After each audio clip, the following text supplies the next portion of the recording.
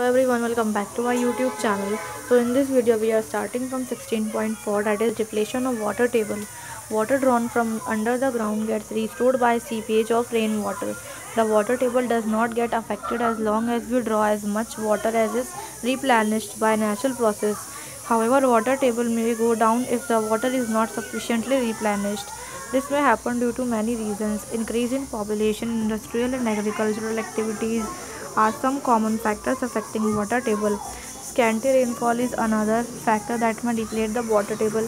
Yet another factor affecting water table could be deforestation and decrease in the effective area for seepage of water.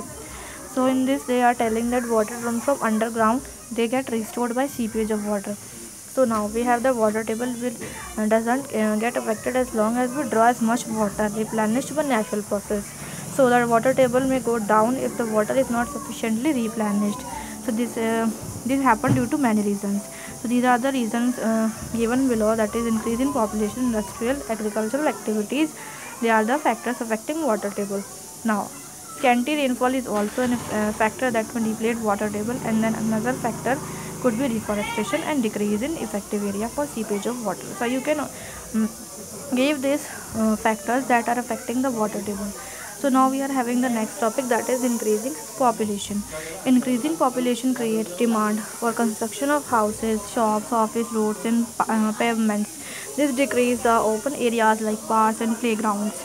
This in turn decreases the seepage of rainwater into the ground. What could be the consequence? Recall that a pakka floor does not allow water to seep in easily, while in a grass lawn, water seeps through in no time. So the increasing population creates demand for construction of houses, shops, etc., etc. Now this decreases the open areas like parks and playgrounds, and they also decreases seepage of rainwater into ground. So the pakka house does not allow water to seep in easily, while a grass lawn water seeps through in no time. So that's it for this video. Now we will start a next topic in the next video.